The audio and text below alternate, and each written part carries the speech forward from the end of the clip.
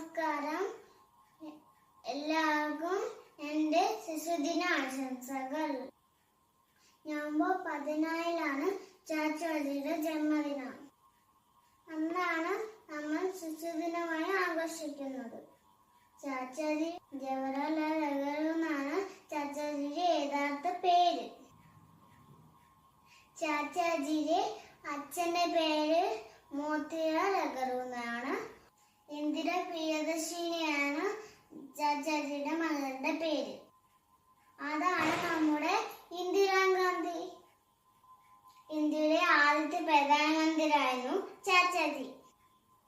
ഒരുപാട് കാലം ഇന്ത്യയുടെ പ്രധാനമന്ത്രിയായിരുന്നു ചാച്ചാജി. ചാച്ചാജിക്ക് കുട്ടികളെ ഒരുപാട് ഇഷ്ടമായിരുന്നു. അതുകൊണ്ടാണ് ചാച്ചാജിക്ക് ജന്മദിനം ശിശുദിനമായി ആഘോഷിക്കുന്നത്.